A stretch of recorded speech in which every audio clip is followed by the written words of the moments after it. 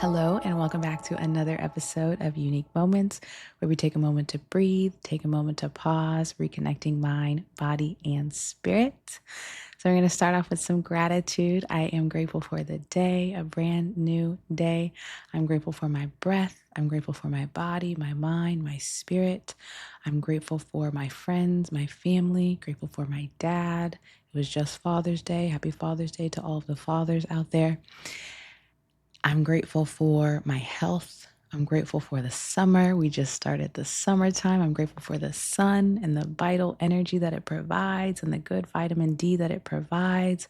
I'm grateful for music and laughs and good times and good energy and good vibrations. I'm also grateful for the hard times and the negative vibrations because you can't have the good without the bad. You can't have the yin without the yang. So I'm grateful for it all. I'm grateful for the changing of the seasons. I'm grateful for warmer weather.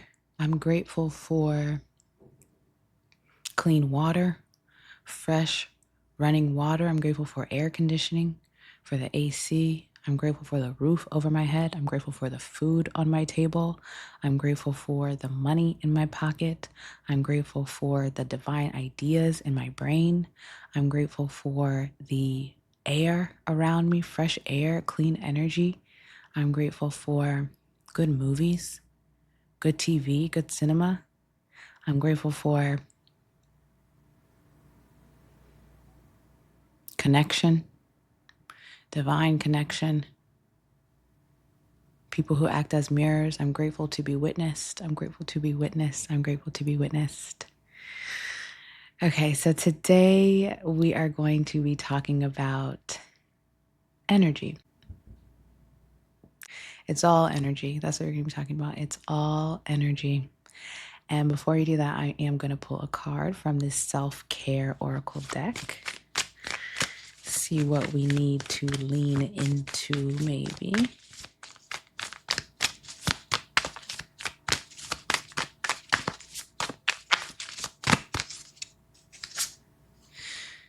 We are pulling take a bath.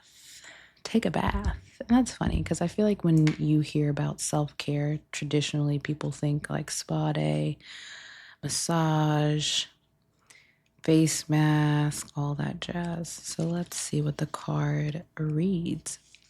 The warmth of a bath harkens back to the comfort of the womb. While you soak, your body loosens up and your mind calms down. For such a simple thing, a bath has tremendous power to soothe. Pick a time when you know you won't be needed for something else for a while. The bath should last as long as you want it to. Put on some calming music and turn down the lights. Use bath salts or oils, not only to care for your skin, but to introduce aromatherapy into bath time. Avoid scrolling through social media or anything that might make you agitated. Let the warm water envelop you and feel the tension exit your body. I like that. And I think I actually will take a bath today.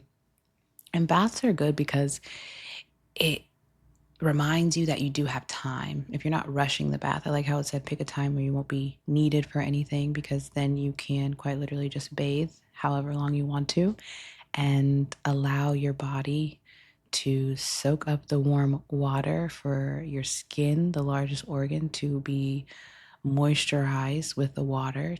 And aromatherapy, I like to do bath salts are good. I also like to do flowers, calendula. I like to put those in my bath. Rose petals, I like to put those in the bath also. I love a good bath bomb. Anything that invites just, some soothing, inviting energy. Lavender is also good to put in a bath. And it really just, every time I take a bath, I just feel better. And I just feel more calm. I feel more relaxed. Oil yourself when you're done. Lotion yourself when you're done. Put on some good shea butter. And yeah, bathe in that self-care. Bathe in that self-care because it's really needed. And a little goes a long way for sure. Even if you only have 20 minutes, take a 20-minute bath. Put on some good music. I love some good jazz. Put on some instrumental music. Put on some affirmations. Just whatever you do, leave the phone outside. Leave the phone outside of the bathroom and take a book, something to relax your mind as you're relaxing your body. So Take a bath. That is the self-care prompting that we got. And today, the reason why I want to talk about energy. So first, I do want to state the law of conservation of energy. Energy cannot be created or destroyed. It can only be changed from one form to another. Said another way, it can only be transformed. Energy cannot be created or destroyed. It can only be transformed. And I think that's more important than we realized. But the reason that I started thinking about energy was because when I was doing a fast, I was doing a liquid fast and then a liquid fast into a water fast for 3 days. And it's like whenever I fast, day one is cool, day two, really low energy for me. And then I don't know if you've ever fasted before, but anybody else who I've spoken to, it's kind of the same. And then something happens where you hit day three and literally I feel like I can do anything. Like I feel like I don't need to eat or drink anything. I feel like I can just continue fasting for 4 days, 5 days. And I just get all of this energy almost out of nowhere by day three. And I don't even want to eat because I feel so light and I feel so clear and all of my thoughts are clear. And I just have so much energy. And it really made me think about that because it's like, how do I feel the most energized with no food in my system? And so that got me thinking about just like eating habits and like the benefits of fasting in general. And I think it can be used for weight loss, definitely in moderation. Like intermittent fasting is very helpful because your body is in a fasted state for a certain period of time. It can help you slim down and it can help you with the right diet and exercise, lose weight for sure. But primarily, I use fasting as a way of, detoxing my body, also as a spiritual practice. I know fasting and praying is often grouped together, so people relate fasting with a spiritual thing, but it doesn't always have to be. I think there are separate camps. I think fasting for people can very much be about health and dieting and weight loss. And then, in a more spiritual, religious sense, fasting has a lot of other spiritual benefits. Like, you really, really, really do. It's like the discernment is crazy whenever you fast because there's nothing in the way. Like there's nothing obstructing the system. Like even if you eat super healthy and super clean, like having things in your system where your body's having to digest and metabolize and break down things, it's a lot of work on the body. And so when you remove the food out of it, you're just clear. You have all this energy and all this focus and you can see things from different perspectives that you weren't able to see things before because now you're clear. And so it really helps you just be able to hear your inner thoughts and your inner being and hear from God if you believe in God or resonate with that. I know messages are clear, let's say that. And so if you're fasting for weight loss or something like that, like 9 times out of 10, you're most likely just thinking about food. Because I've been there before, and literally what I would think about is how I'm going to break my fast. What am I going to eat? Or where am I going to go? What am I going to put in my body? And so I think there's a part of that where I'm not saying you're not getting the maximum benefits if all you're thinking about is food while you're fasting, but it's kind of like when you're doing a social media detox. Like if all you're thinking about is like, oh, what is my next post going to be, or what are people saying, or what's going on? It's like you're not really fasting from the thing because your attention and your energy is still focused on that thing. So I do think it takes some practice, and I do think it takes some training if you're into fasting and you want to do that. But after a while, and you're able to kind of transcend those thoughts, you are able to hear things more clearly.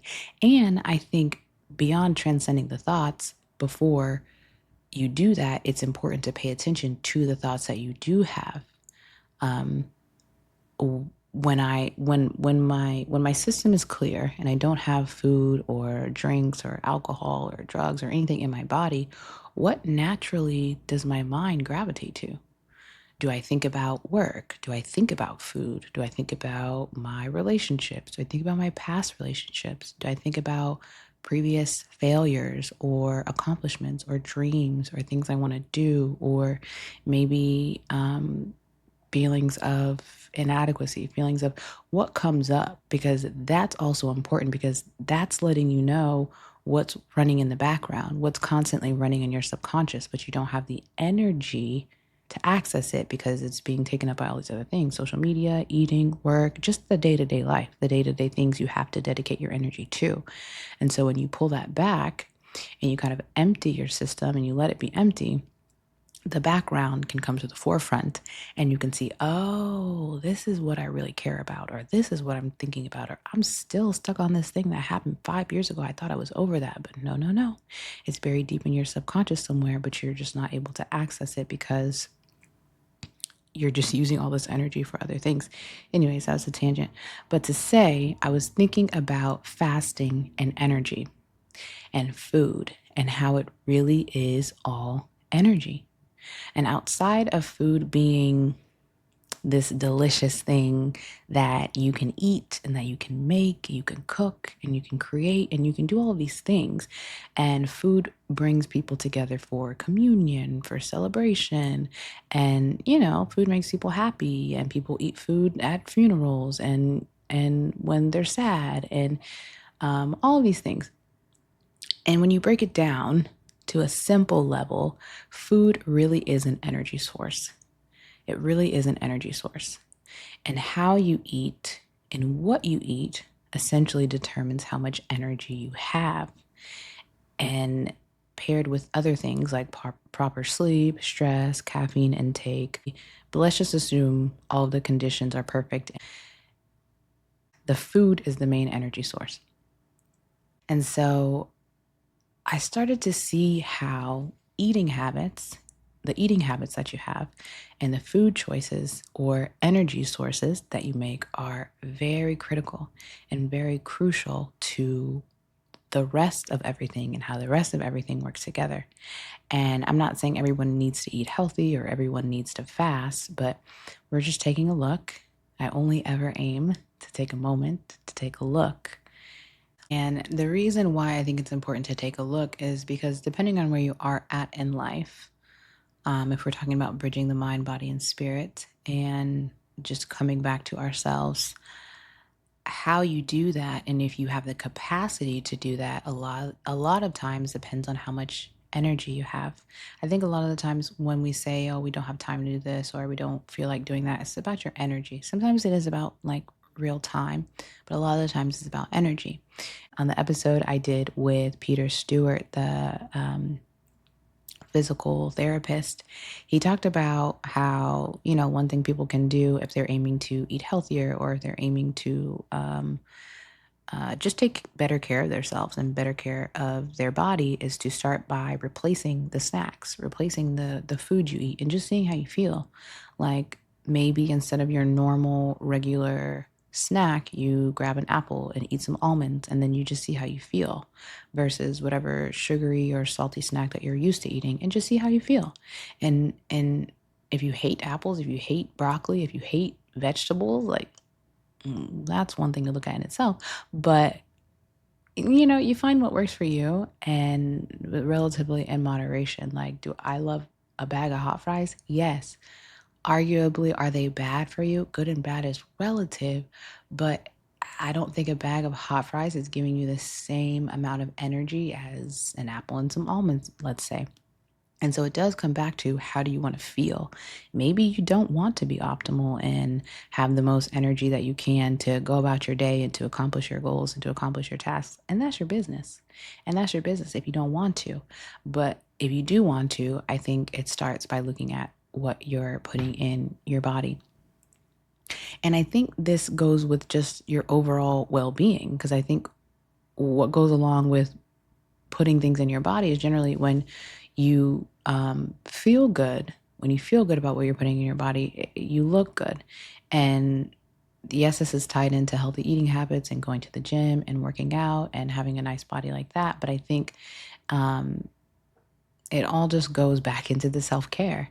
Yeah, it can be bubble baths and face masks and massages, but it's also, how am I taking care of myself? What am I putting in my body? How am I energizing my system for maximum output, as within so without? What you put in is what you get out. What I put into my body is what I get out. And sometimes I don't think it's always just the food. A lot of the times it's outside circumstance and life and issues and problems that we have that can also affect, our eating habits or our choices or what we do decide to consume or what we do decide to not consume. And so I think it's very nuanced and there's a lot of layers to it. But generally, a lot of the times is also what you're putting in your body that has an effect for the experience that you're having. And in today's day and age, I think it's super hard not to be conscious, not necessarily healthy, because everyone doesn't have access to healthy food. Everyone doesn't have access to clean water. Everyone doesn't have access. And so that's a thing within itself. But I think the knowledge is there, especially if you're paying attention. All of these ingredients that they've uncovered that are bad, that are banned in America, and that they've exposed everything that we used to love, the things that we grew up on, super horrible for us. A lot of red 40, a lot of dyes, a lot of artificial flavors. And now it's almost like you can't miss it. But I think that's also the more challenging thing because it's almost like you can't unsee it. You can't unsee it. And I think it puts us in a state of confrontation and awareness of, am I going to make this choice to eat this thing, even though I know it's bad for me? And I think before, not that we didn't know what was good or bad, but it just wasn't so in our faces. Like, I don't even follow a lot of health content like that, but it's like, you've seen those videos where they're like, what's in a bag of Cheetos or what's in a Hostess donut? And they put all the ingredients in this bottle and it's like just really gross. And so it's like, you can't see that and then like just go to the store and eat that. You can if you want to. Everything is a choice. We got free will, but it's harder. It's getting harder and harder to engage in these unhealthy eating habits if you love yourself. At the end of the day, if you love yourself, and I'm guilty of the same thing. Sometimes I just want what I want and it doesn't make sense. And I know it's bad for me. I know it's unhealthy for me, but I want it anyway. I want it anyway. And maybe I haven't learned to practice maximum self-restraint, or maybe it's just me exercising my free will. So I don't say this to say we all need to, when you know better, you do better, because I really disagree with that. I don't know who came up with that. I disagree because we know so much. There's so much information out there, but we're still making the same choices. That is a different conversation for a different day. But it's like the other day I saw in the grocery store, now they have these the I don't know what they're called, but it's like the Cheetos and the Doritos, and they're like dyeless, or they have no artificial. What are they called? What are they called? Naked? Maybe the naked? Let me see. Yeah. Simply Naked. They have the Doritos Simply Naked and they have the Cheetos Simply Naked, which is basically just stripped of all of the artificial dyes and artificial flavors. And so my thing is, kudos to them. But if you see that and you have the ability to make that, it's like, why are you still selling the other thing? And the advertising is, these are exactly the same as the same Doritos and Cheetos you know and love, just without the bad stuff. Why on earth? Why on earth would you continue to eat the thing with the artificial dyes and flavors? Like, to me, I just feel like they should have just took those off the shelves. And to me, in my brain, that makes sense. Anyway, but it's like stuff like that. I think it's getting to the point where you can't ignore it. But I think just getting back to eating whole foods that give you energy, not the artificial, not the processed things. And I think I can say from experience, when I started paying attention to the things that I was eating, I started to feel better and I started to look better and I started to feel better on the inside, because it's not always cosmetic. It's not always, I need this size body and I need my clothes to fit this way. Sometimes it is in a superficial, way. But a lot of the times it's just, how do you feel? How do you feel? I noticed I felt a lot better when I stopped eating meat. And so I think it's kind of that same thing. Like when you look better, you feel better and you want to do better and you want to take care of yourself better. It's like people who work out constantly or people who eat healthy constantly. Like it's almost like you feel guilty, not in an unhealthy way, but it's like, oh, I'm not going to miss a day in the gym. It's not that I have anything to prove or not that I'm accountable to anyone. Maybe you have a trainer, maybe you don't, but it's like, I'm doing this for me.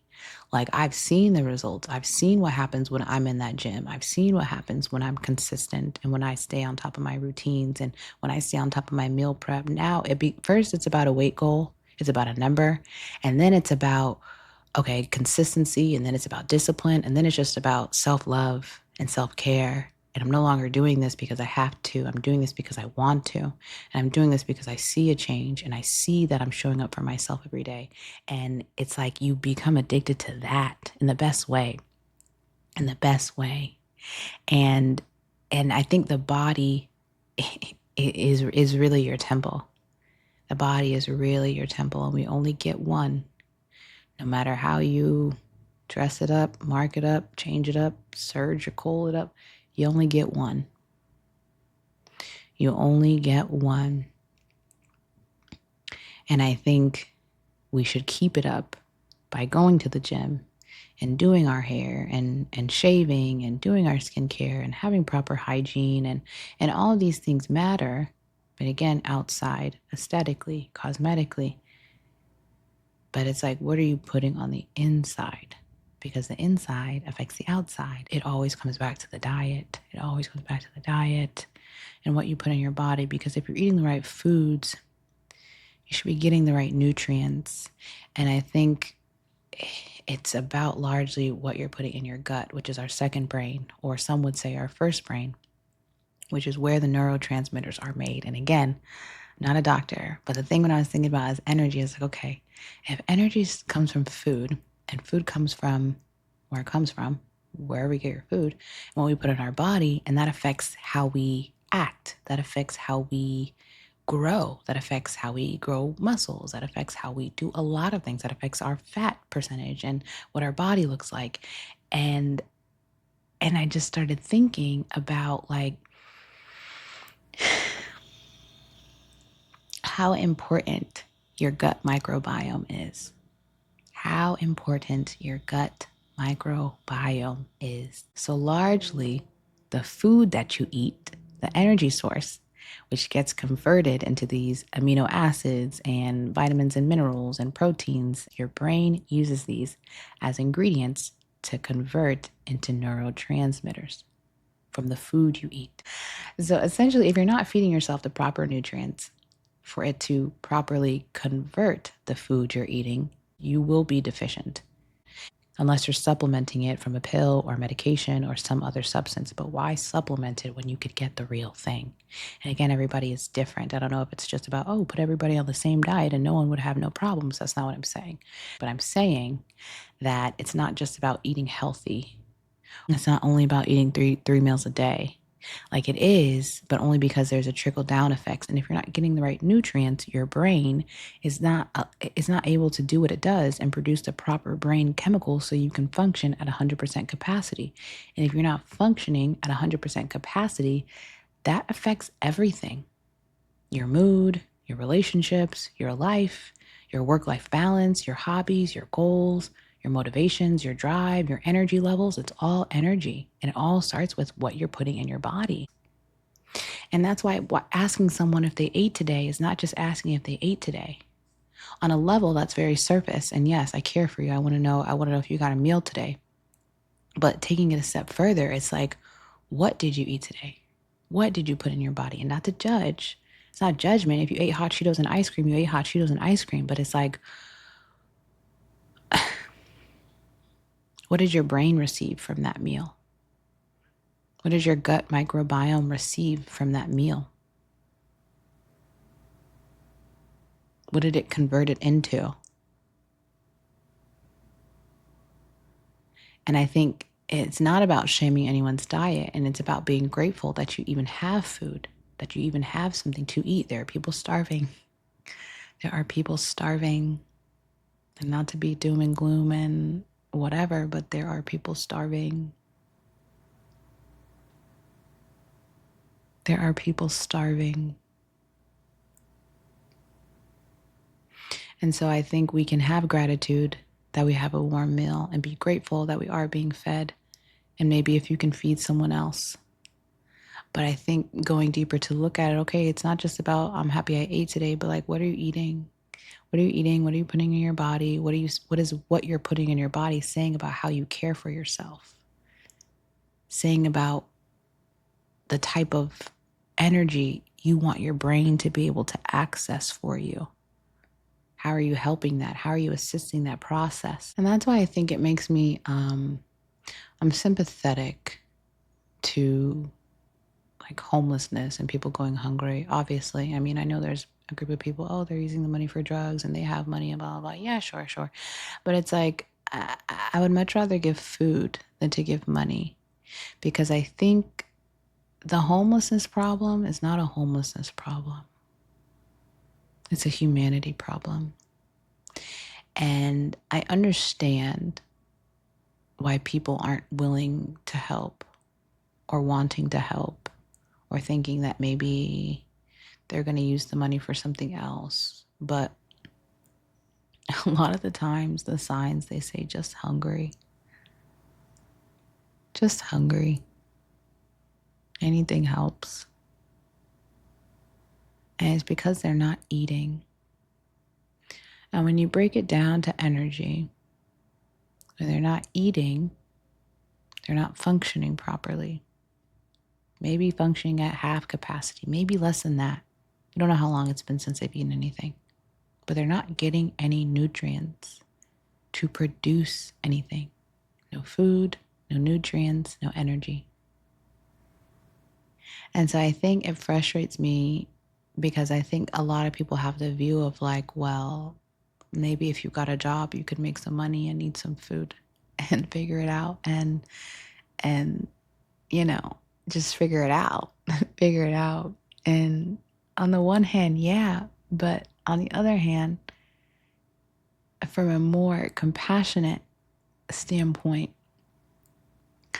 it's like, if you're not eating, if you don't have the energy because you're not getting the food, it's like you don't have the energy to even think about a job that you would go get. Like, the level of consciousness is not there to be able to conceive of that thought, because all of your energy, all of your focus is on food. Where can I get my next meal? I'm hungry. I'm hungry. I'm hungry. I'm hungry. And maybe some of them are hooked on drugs, and maybe some of them are psychotic and schizophrenic and all these other things. But again, I'm not a doctor, but I could almost bet half of those mental issues, gut-brain axis, wouldn't exist, or would be less prominent or less present if they were being fed properly. If they were being fed properly, then their brain chemistry wouldn't be all out of whack because they're getting the proper nutrients. They're able to be useful to themselves and to others. When you're fed properly, you're able to be useful. You're able to have the motivation to get yourself together, to go out, to go get a job, to go expand, to go create, to go think of things, to go socialize, to go participate in society. But without that, it's almost like you don't have a chance. And I think one of the things I was thinking about when I was outlining for the episode was the Black Panthers free breakfast program. And like, why was that so dangerous? All they were doing was feeding little kids breakfast. A community-led program for low-income Black children who were going to class hungry. And so they made breakfast and they fed them. with the understanding that if the kids were fed, if the kids had proper nutrition, proper meals, they would be able to focus because they have more energy. They would be able to focus on school instead of focusing where their next meal would come from, which would give them more capacity for learning, more energy to pay attention. And why would that be so dangerous? Why would the COINTELPRO think that that was so dangerous? That feeding children was too radical of an act? That they systematically had to destabilize that program when all they were doing was feeding the children? But that's not what all they were doing is feeding the children. Because when you have children that are fed, well fed, they're able to go to class, they're able to pay attention, they're able to focus, they're able to understand that they could be great, that they are great, that they can do whatever they want to do, that they can make something of themselves, that they can create what they want to create. But if they're not getting proper food because they don't have proper money, they're working on a limited capacity. They're working on a limited capacity.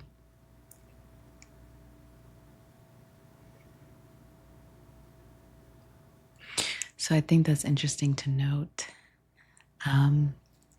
where the energy comes from. And I think, I think my invitation, my integration invitation is to really just be grateful that you have food to eat, that you have food to put in your stomach, that you have money to buy food, that you have energy. And if you're not using your energy, if you're not eating proper foods that give you proper nutrition, maybe just look at that. Maybe invest more into whole foods, into foods that make you feel good, into foods that give you a return on your investment, into foods that give you vitamins naturally that you don't have to supplement, that allow you to use your brain power to focus at full capacity. Feed someone else if you have the capacity. Allow yourself to be fed in more ways than just food.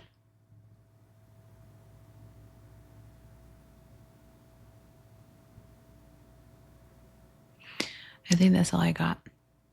But before I close, I'd like to take 3 intentional deep breaths together, wherever you are, whenever you're ready. Inhale. Exhale. Again, inhale. And exhale. Last one. And release. Until next time.